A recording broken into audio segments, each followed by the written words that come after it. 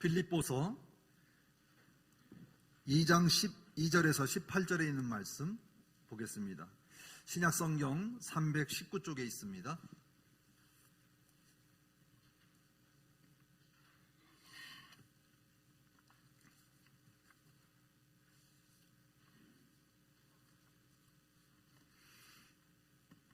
신약성경 빌립보서 2장 12절에서 18절에 있는 말씀, 우리 한 절씩 교독하겠습니다. 그러므로 나의 사랑하는 자들아, 너희가 나 있을 때뿐 아니라 더욱 지금 나 없을 때에도 항상 복종하여 두렵고 떨림으로 너희의 구원을 이루라. 너희 안에서 행하시는 이는 하나님이시니 자기의 기쁘신 뜻을 위하여 너희에게 소원을 두고 행하게 하시나니 모든 일을 원망과 시비가 없게 하라. 이는 너희가 흠이 없고 순전하여 어그러지고 거스르는 세대 가운데서 하나님의 흠 없는 자녀로 세상에서 그들 가운데 빛들로 나타내며 생명의 말씀을 밝혀 나의 다름질을 헛되지 아니하고 수고도 헛되지 아니하므로 그리스도의 날에 내가 자랑할 것이 있게 하려 함이라. 만일 너희 믿음의 재물과 섬김 위에 내가 나를 전제로 드릴지라도 나는 기뻐하고 너희 무리와 함께 기뻐하리니. 다 같이 읽습니다. 이와 같이 너희도 기뻐하고 나와 함께 기뻐하라. 아멘. 본교회에 부임하고 나서 이렇게 함께 예배에 참여하게 돼서 너무나 기쁘고 또 감개가 무량합니다. 또 담임 목사님께서 원치 않으시는 또 이런 일을 당해서 저에게도 또 훈련의 기회가 되기도 하고 우리 성도님들과 함께 나눌 수 있는 기회가 된 것 같습니다. 어느 마을에 한 부자가 있었습니다. 하지만 그의 자녀는 망난이고 게으르고 아무것도 누구에게 드러낼 수 없는 정도의 그런 삶 속에 살아있는 한 아들이 있었습니다. 항상 아버지에게는 철없는 자식이기 때문에 금신거리가 되었습니다. 이제 나이가 들어도 그것을 벗어버리지 못하기 때문에 아버지가 생각할 때에 이 철없는 자식에게 무언가를 남겨주기 위하여 아내와 함께 이야기를 하고 아무것도 도와주지 않을 것을 부탁하고 아들을 불렀습니다. 아들을 앉혀놓은 이후에 내가 일주일 동안 나아가서 일을 해서 은전 한 입을 가져오라고 얘기했습니다. 한 번도 일을 해보지 않아서 매일 여기저기로 놀기만 하다가 일주일 되던 날은 어머니에게 찾아가서 쫄라서 은 한 입을 구하게 되어집니다. 그리고 아버지 앞에 가서 은 한 입을 내어놓습니다. 아버지는 두말하지 아니하고 수고했다 하면서 그 은전 한 입을 뜨거운 화롯가에 집어던지고 맙니다. 또 아버지가 말합니다. 내가 일주일 동안 열심히 일을 해서 은전 한 입을 가져오라고 말합니다. 또 마찬가지로 아들은 해왔던 대로 일주일 동안 재밌게 놀고 방탕하다가 어머니에게 가서 또 쪼르고 졸라서 은전 한 입을 구했습니다. 그리고 또 아버지 앞에 갖다 줍니다. 아버지는 수고했다라는 말 한마디 외에는 더 이상 말을 하지 아니하고 그 은전 한 입을 화롯가에 던지고 맙니다. 아들은 그것을 이상하게 여겨서 어머니한테 가서 먼저 묻습니다. 왜 내가 은전이 한 입을 갖다 주면 아빠가 저렇게 화롯가에 던지는 걸까 물어봤습니다. 그리고도 잠시 어머니에게 은전 한 입을 더 달라고 요구합니다. 남편이 했던 말을 이해하게 된 엄마가 이제 자식에게 타이릅니다. 내가 한번 열심히 나가서 일을 해서 은전 한 입을 구해보는 게 어떻겠는가. 타이르고 타이르습니다. 그때에 아들이 뭔가는 본뜻이 생각이 나서 일주일 동안 너무나 힘들고 어려운 상황이었지만 그래도 땀 흘려서 은전 한 입을 구하게 되어집니다.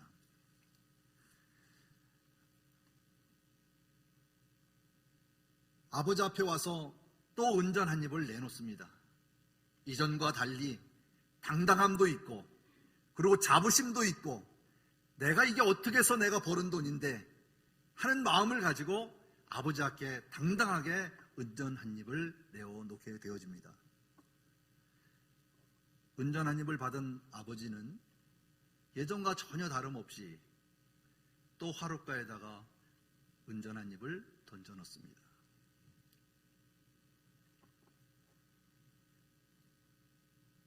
이때 아들이 그 뜨겁게 타오르는 화롯가에 던진 그 은전 한 입을 주우려고 달려가는 그런 모습이 아버지가 원했던 모습이었습니다.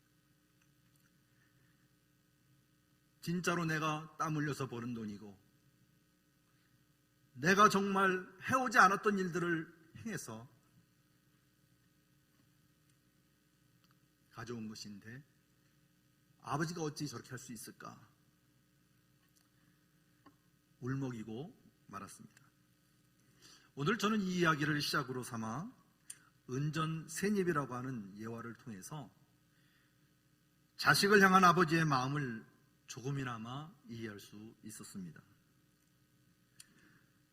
자식을 향한 부모의 애틋한 마음을 볼 수 있듯이 아버지의 심정으로 사도 바울이 자식이 된 이 빌립보 교인들에게 향한 그 사랑을 한번 돌아보면서 오늘 주어진 본문 말씀을 통해 너희는 구원을 이루라는 제목으로 함께 은혜를 나누고자 합니다. 사랑하는 성도 여러분, 이 빌립보서는 사도 바울이 로마 감옥에 갇혀 있으면서 빌립보에 있는 그리스도인들에게 하나님의 관계뿐만 아니라 다른 사람들의 관계 속에서 복음의 중요성을 역설하고 있는 내용입니다. 또한 바울은 고통스러우면서도 암담한 감옥 속에서의 생활 속에서도 슬퍼하기는커녕 오히려 성도들을 통해서 기뻐하고 또 기쁨을 함께 나누는 그런 이야기로 주제가 되어 있습니다. 그래서 빌립보서는 주제가 기쁨입니다. 옥중에서 어떻게 이렇게 기쁨으로 표현할 수 있을까? 오늘 그 이야기를 함께 나누고자 합니다. 오늘 읽은 본문 말씀에서 1장에서 11절까지 있는 말씀은 복음에 합당한 사람에 대하여 권면하는 내용으로 기록되어 있습니다. 이 말씀은 성도들 간의 합심 그리고 겸손함과 상호 돌볼 수 있는 그 필요성이 그리스도의 겸손을 통하여 이루어지고 있다는 것을 드러내는 장이기도 합니다. 그래서 계속 이어지는 새로운 단락인 12절과 18절까지 있는 이 말씀은 먼저 그러므로 라고 시작되는 이 앞장의 일부를 수용하면서 자기 구원의 완성을 이루기 위한 바른 신앙의 권면을 하고 있는 것입니다. 본문에서는 바울이 안타까운 심정과 염려하는 마음으로 빌립보 교인들에게 예전처럼 구원을 위해 애쓰고 노력하기를 당부하고 있는 것으로 볼 때 이전보다 지금이 서로 떨어져 있는 상황 속에서 신앙생활이 퇴보되지 않았나 생각이 되어집니다. 본문 12절에 이러한 상황이 있는 빌립보 교인들에게 사도 바울은 권면을 통하는데 구원을 이루려면 어떻게 해야 하는지에 대하여 이야기하고 있습니다. 먼저 첫 번째로 너희가 항상 복종하여 구원을 이루라라고 말씀하고 있습니다. 12절 본문 말씀에 나의 사랑하는 자들아 라고 얘기합니다. 사랑이란 말을 표현하기 어려운 상경 속에서도 나의 사랑하는 자들아 라고 말하는 것은 먼저 친근한 호칭감이기도 하지만 내가 지적하거나 또는 강요하는 것이 아니라 진실된 마음으로 자신에 대한 표현을 먼저 하고 있는 것을 볼 수가 있습니다. 너희의 구원을 이루기 위하여 너희가 나 있을 뿐 때 아니라 나 없을 때에도 항상 복종해야 하는 것을 말하고 있습니다. 복종이라고 하면 사전적인 의미는 남의 명령이나 의사를 그대로 따라 쫓는 것으로 이야기합니다. 하지만 오늘 본문 이 헬라어의 원어에는 순종하다, 복종하다, 듣다, 청종하다라는 뜻을 갖고 있습니다. 그래서 오늘 이 본문을 그대로 직역하면 너희가 항상 복종하였던 것처럼 라고 직역할 수가 있겠습니다. 다시 말하면 바울은 과거에 복종하지 않았던 자들에게 말하는 것이 아니라 과거에 항상 잘 복종하였던 자들에게 권면하고 있는 것입니다. 그래서 바울은 지금 복종하라는 이런 명령을 주고 있는 것이 아니라 과거에 그들이 복종했던 사실에 대하여 그들로 하여금 다시 한번 회상하게 함으로써 지난 날을 돌아보도록 권면하고 있는 것입니다. 어떤 일들이 빌립보 교회에 있었기에 돌아보라고 하는 걸까요? 어떤 교회였기에 다시 한번 회상하여 그거를 되새기라고 말하는 것일까요? 빌립보 교회는 대부분이 이방인 그리스도인으로 구성되어 있는 작고 가난하면서도 무척 관대하고 자선적인 교회로 알려져 있습니다. 예수 그리스도의 복음을 통해 교회는 세워졌고 또 하나님의 이 편지가 쓰이기 전까지도 많은 헌금을 통해 도왔던 것을 볼 수가 있습니다. 오늘 이 본문 말씀에서 있는 것 같이도 바울이 로마의 감옥에 갇혀 있을 때도 헌금을 보내서 바울을 도왔던 바로 빌립보 교회입니다. 또한 고린도 후서 8장 2절 말씀에 보니까 환난의 많은 시련 가운데서 그들의 넘치는 기쁨과 극심한 가난이 그들의 풍성한 연보를 넘치도록 하게 하였느니라. 오늘 본문 같이 읽는 내용 속에도 있지만 이 말씀이 증거하는 것 같이 예루살렘의 성도들, 가난한 성도들을 위해서 헌금할 정도로 작은 교회이면서도 무척적으로 관대하며 헌신했던 것을 볼 수가 있습니다. 이뿐만 아닙니다. 그들의 헌신적인 신앙을 되돌아보면서 지금까지의 사도 바울과 함께했던 시간 속에서 그들이 성장했던 모습을 보게 되어집니다. 그러면 구원을 이루기 위해서는 항상 복종하되 어떤 마음으로 나가야 될까요? 두 번째는 바로 두렵고 떨리는 마음으로 너희 구원을 이루라고 말씀하고 있습니다. 구원을 이루는 데 필요한 태도는요, 두려움과 떨림입니다. 내가 지금 위험한 상황에 직면했다 할지라도 느끼는 감정으로는 두려움과 놀람이고 또는 당황하는 그런 의미도 있지만 또 다른 의미는 정의나 또 존경이라는 의미도 포함되어 있습니다. 우리가 성경에서 자주 나오는 표현 중에 성도들이 가져야 할 자세가 하나님 앞에서의 두려움이요 그리고 떨리는 경외함입니다. 하나님을 두려워하는 것, 하나님을 경외하는 것 같은 말입니다. 하나님을 경외한다는 것은 하나님을 두려워한다는 것입니다. 바울은 빌립보 교인들이 하나님 앞에 자신들이 죄인임을 인정하고 그리고 영적으로 무능력하다는 것도 인정함으로써 두렵고 떨리는 자세로 빌립보 교인들의 그 자신의 구원을 이루라고 사도 바울은 권면하고 있는 것입니다. 여기서 너희라는 이 말의 의미는 너희 자신이라고 번역될 수가 있습니다. 다름 아닌 다른 사람의 구원이 아니라 바로 그들 자신의 구원을 이루어야 한다는 것을 강조하고 있는 것입니다. 은혜를 받을 때 옆 사람이 은혜 받는 모습을 보게 되어집니다. 그리고 모든 회중들이 하나님 앞에 아멘 아멘 하며 은혜 받는 경우도 있습니다. 하지만 나에게 다가오는 은혜, 나에게 다가오는 냉담은 아무것도 소용이 없습니다. 다른 사람이 받는 은혜도 중요하지만 내가 먼저 받는 은혜가 중요한 것입니다. 다른 사람이 구원받는 것도 중요하지만 내 자신이 구원받는 것이 중요하다는 것입니다. 사랑하는 성도 여러분, 오늘 이 시간 우리 모두는 다름이 아닌 내가 구원받는 확신을 갖는 귀한 시간 되기를 주님의 이름으로 축원합니다. 다른 사람의 구원이 아닌 하나님의 자녀로서의 빛나는 구원이 우리 삶 속에 있기를 간절히 바랍니다. 오늘 주어지는 이 말씀에 구원을 이루라는 말은 빌립보 교회가 완전한 모습을 이룰 때까지 이기심이나 불화 등을 없애버리고 영적 성숙을 위해 힘쓰라는 의미로 재해석할 수가 있습니다.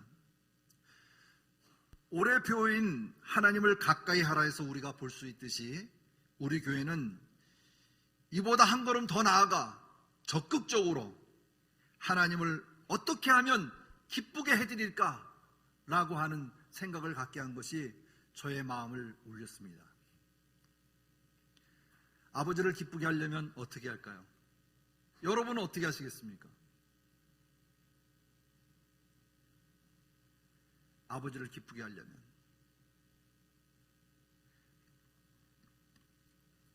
사랑하는 성도 여러분, 우리 지금의 모습은 어떠합니까? 지난날 주님을 뜨겁게 사랑했던 그런 마음과 간증이 있다면 아마 우리는 어느 곳에서든지 헌신과 봉사 그리고 즐거움과 기쁨으로 더욱더 열심히 일을 했을 것입니다. 그리고 섬겼을 것입니다. 저는 우리 교회를 빌립보와 같은 교회로 그리고 온 성도가 합심해서 이렇게 예배드리기 좋은 장소로 리모델링 할 수 있었던 이것이 얼마나 하나님 앞에 감사할 일이 아닌지요. 그리고 어렵고 힘든 때에 키르기스탄에 건축원금을 보내는 일들을 볼 때 이 또한 하나님께서 기뻐하실 일이 아니겠습니까? 저는 참으로 자랑스럽습니다.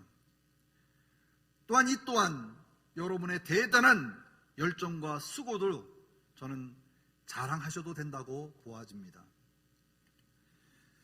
한편으로는 몇 년 동안 지속되는 이 코로나로 인해서 성도들 간의 교제가 단절되어지고 믿음이 연약한 성도들에게는 힘이 되어지지 못하는 이런 상황, 그리고 나홀로 신앙으로 나태해져가는 신앙이 너무나 안타까운 심정일 뿐입니다. 그래도 감사한 것은 남녀 선교회를 중심으로 365일 성경 읽기를 지난주부터 시작하여서 오늘 2주차를 진행되고 있습니다. 이뿐만 아니라 수요 예배를 통해서 성경 파노라마를 갖게 하셔서 하나님을 바로 알고 그 말씀에 순종하는 삶으로 하나님을 기쁘시게 할 수 있는 첫걸음을 딛게 하신 것을 너무나 감사하게 생각합니다. 사랑하는 성도 여러분, 이 또한 이 시기에 주어진 하나님의 은혜요, 하나님을 기쁘게 하는 것이 아닐까요? 이제 깨어나셔야 합니다. 그리고 시간을 투자하셔야 합니다. 이 모든 것들을 하나님의 것으로 돌려놓아야 합니다. 모든 것이 내 것인 양 지금까지 움켜쥐고 있었다면 이제는 하나님의 것을 인정하시고 하나님의 나라를 위해 투자해야 합니다.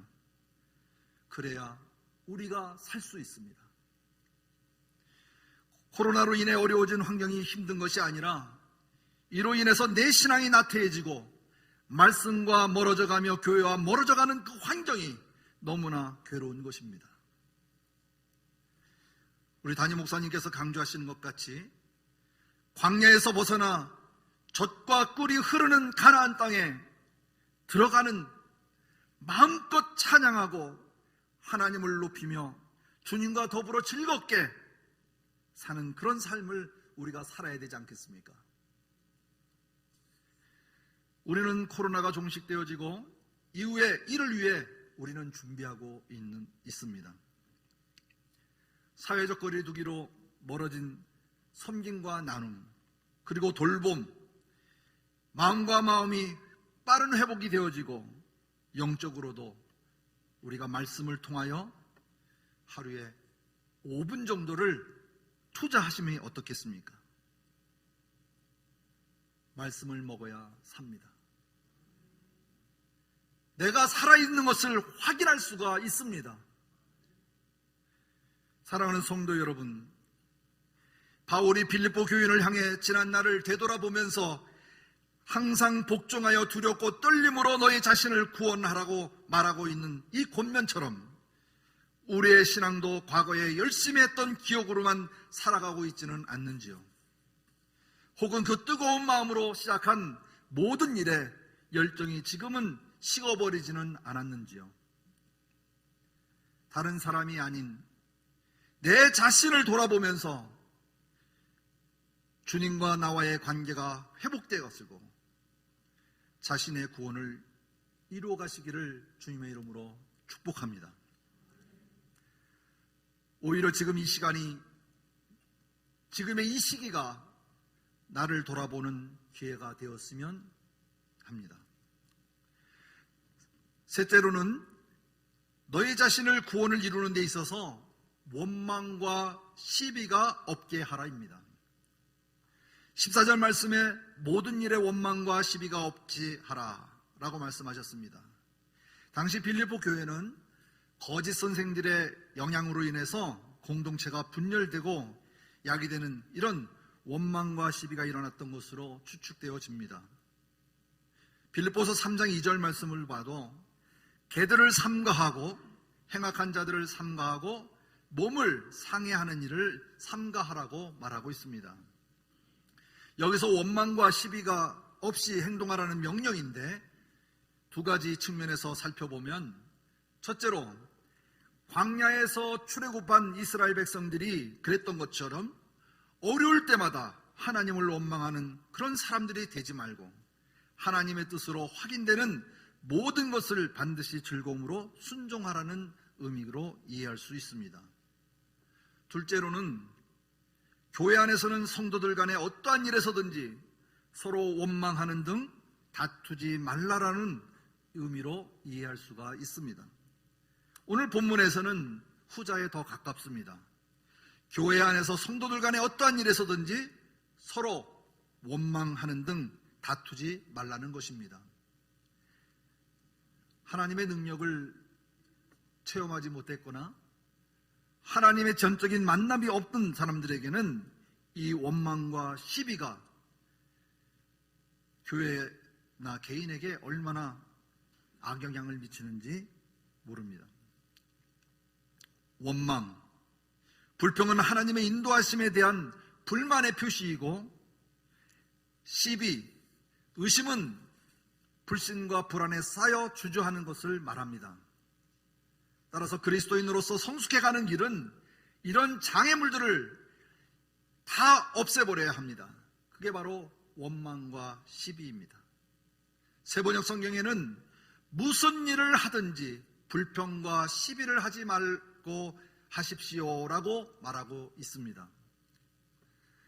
사랑하는 성도 여러분, 원망과 시비 없이 하라고 말을 마음판에 기새겨서 모두가 다 연합됨으로 모임에 힘쓰는 우리 교회가 되기를 주님의 이름으로 축원합니다. 그러므로 원망과 시비가 없이 하라는 말 중에 이 말씀에는 15절과 16절을 통해서 그 이유를 설명하고 있습니다.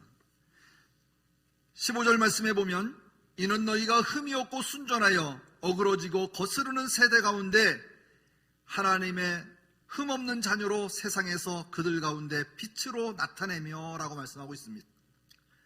그 첫 번째 이유가 세상에서 그들 가운데 빛으로 나타내는 데 있는 것입니다. 빛의 존재는 그 자체로 자연스럽게 세상의 어두움을 몰아내듯이 빛 대신 하나님의 자녀들은 성도들 역시 존재하는 그 자체로 당연히 원망과 시비를 몰아낼 수 있어야 합니다. 이렇게 빛된 자녀로서의 그 역할을 감당하면 무엇을 어떻게 해야 할까요? 예수 그리스도께서는 하나님의 뜻을 저버리는 당시의 세대를 악하고 음란한 세대라고 마태복음 12장 39절에 말씀하고 있고, 믿음이 없고 패역한 세대라고 마태복음 17장 17절에 표현한 바 있습니다. 또한 하나님의 흠없는 자녀라는 말을 신명기 32장 5절 말씀을 통해서 인용하고 있습니다. 우리 32장 5절 말씀 다 함께 한번 읽어볼까요? 그들이 여호와를 향하여 악을 행하니 하나님의 자녀가 아니요 흠이 있고 삐뚤어진 세대로다. 하나님의 자녀가 아니요 흠이 있고 삐뚤어진 세대라고 얘기합니다. 어그러진 세상, 구부러졌다라고 표현하더라고요. 삐뚤어진 세대, 바로 이 세대에 우리가 살고 있는 것입니다.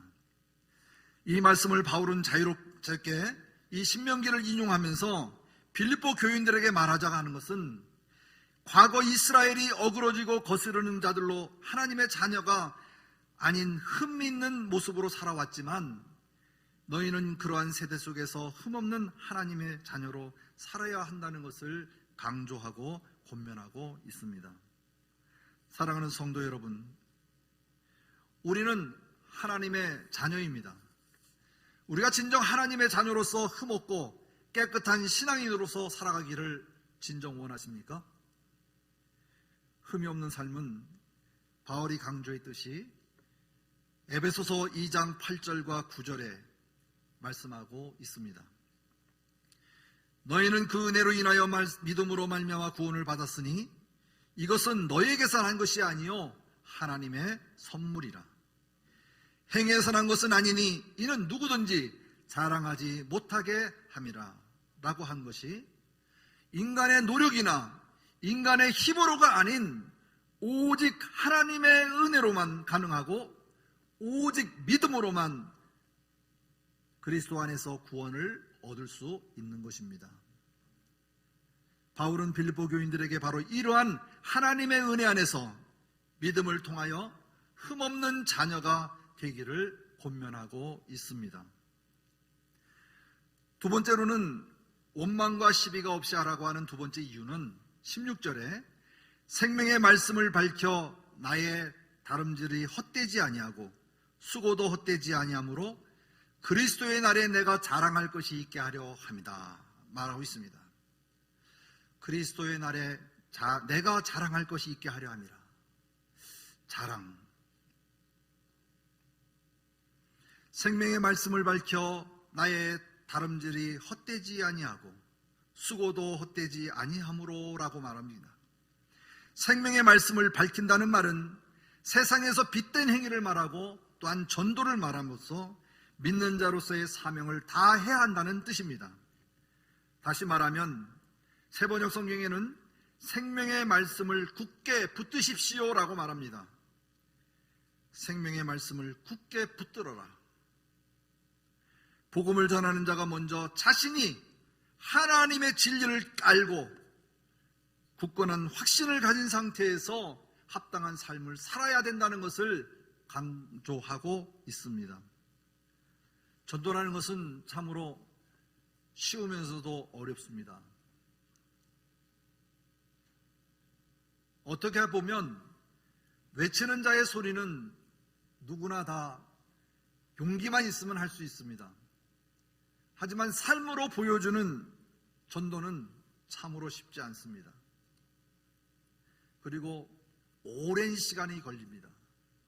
신뢰를 바탕으로 하나님의 말씀대로 살아가는 나의 순종된 모습으로 다른 사람에게 비춰주고 내 삶이 그를 통하여 복음이 전도될 때에 얼마나 많은 시간이 걸리겠습니까? 또 얼마나 인내가 필요하겠습니까? 사랑하는 성도 여러분, 진정한 사랑이 있다면 내 자신이 먼저 하나님을 알고 내 자신이 먼저 하나님의 은혜를 경험하고 그 삶의 충만함으로 나아가 복음을 전할 때 그 또한 사랑으로 받아줄 줄 믿습니다. 내가 먼저 생명의 말씀을 굳게 붙들고 나아가시기를 바랍니다.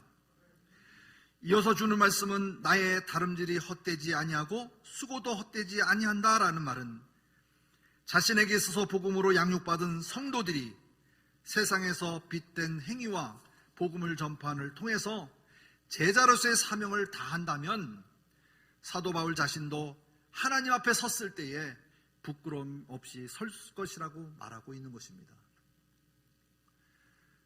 우리가 잘 아는 바와 같이 사도 바울은 예수 그리스도의 복음 전파를 위하여 모든 정력을 다하여 열심히 있는 삶을 바쳤습니다.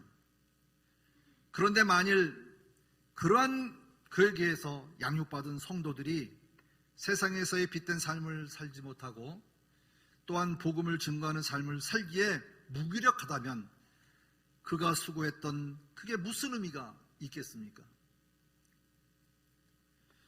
교회에서 양육을 받고 그 삶을 다하여 하나님을 섬겼다 하더라도 그의 결과가 옳지 못하다면 우리에게는 얼마나 큰 실망이 있겠습니까? 바울은 이 심정을 그리스도의 날에 나로 자랑할 것이 있게 해달라고 자기의 심정을 고백하고 있는 것입니다. 마지막 날에 내가 할 수 있는 말이 무엇일까요? 마지막 날에 내 자녀를 두고 할 수 있는 말이 무엇일까요? 마지막 날에 이 생을 다 잘 살아왔다고 말할 수 있을까요? 오늘 그리스도의 날은 고린도 후서 5장 10절 말씀에 이는 우리가 다 반드시 그리스도의 심판대 앞에 나타나게 되어 각각 선악간에 그 몸으로 행한 것을 따라 받으려 함이라 라고 말하고 있습니다.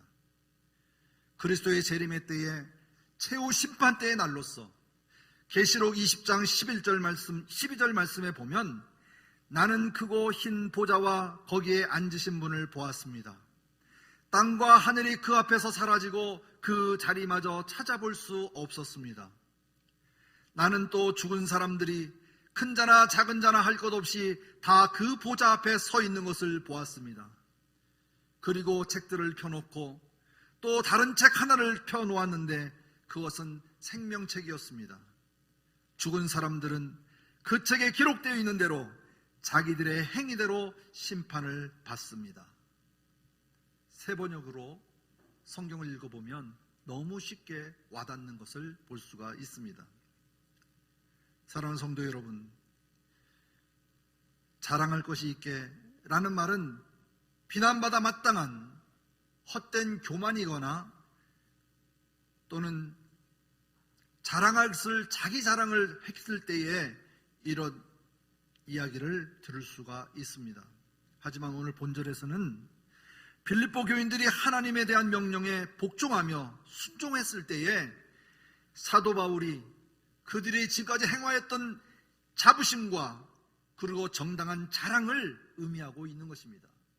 그렇기 때문에 여러분이 행하였던 것이 아니라 우리 즐거운 교회가 행했던 일, 여러 삶 속에 있었던 하나님의 만남의 이야기들은 얼마든지 자랑하셔도 됩니다.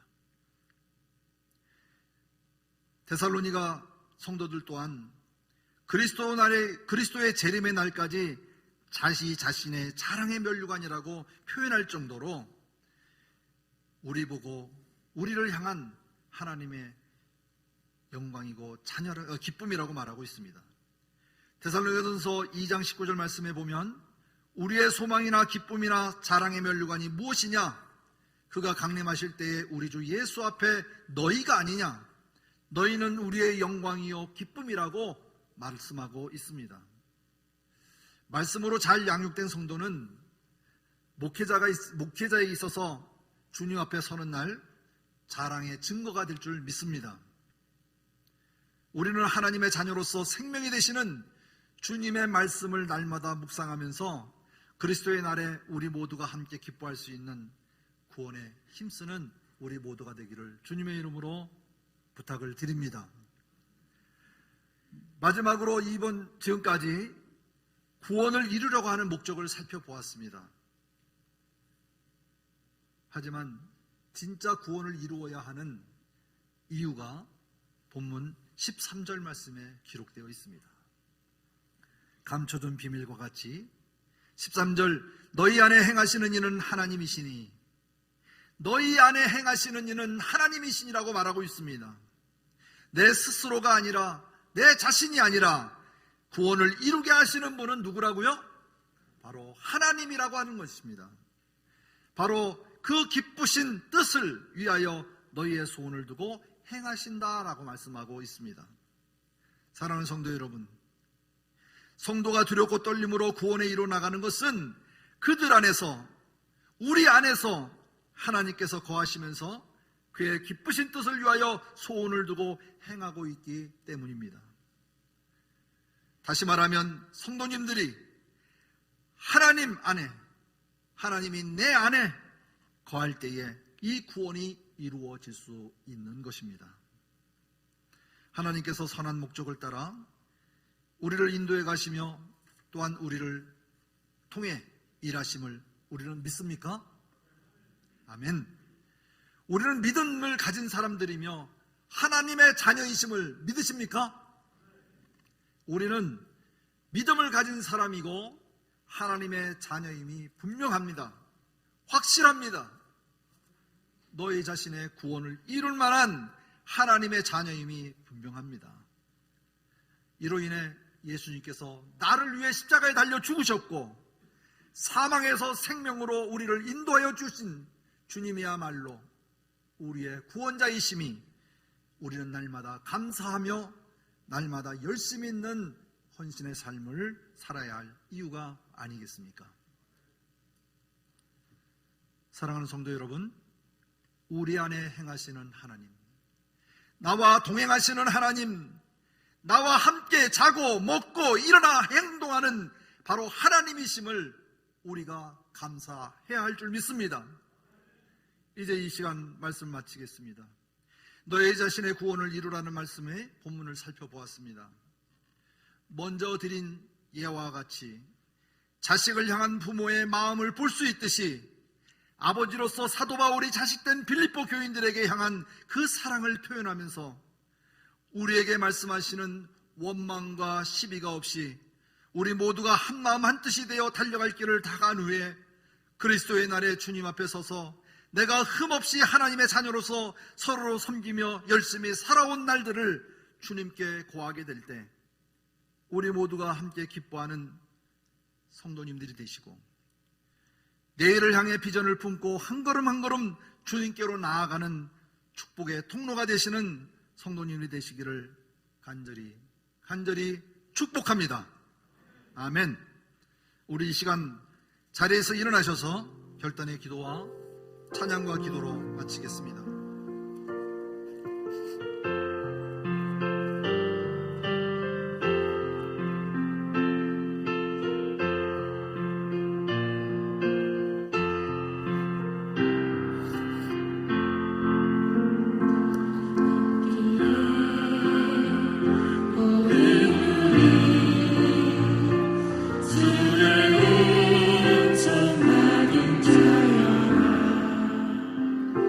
주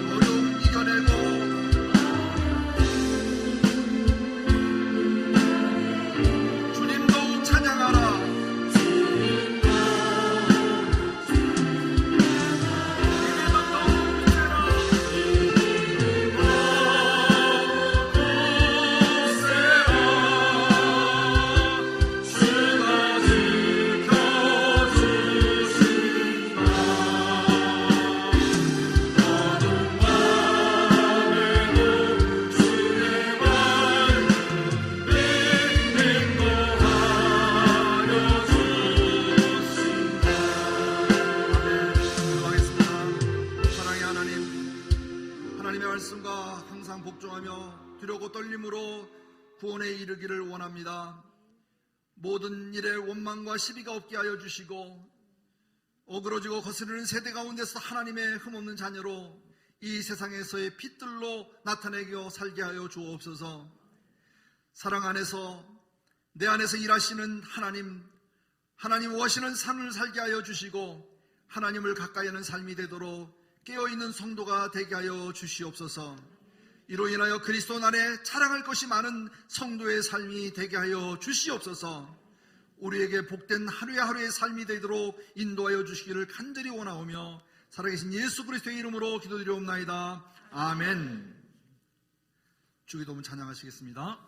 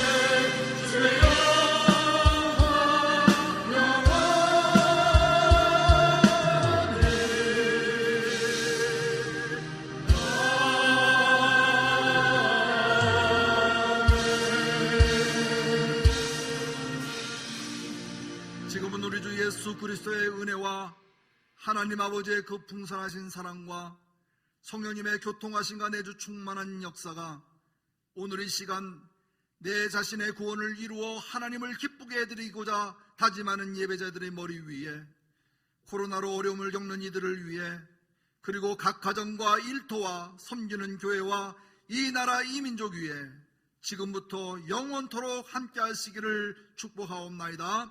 아멘.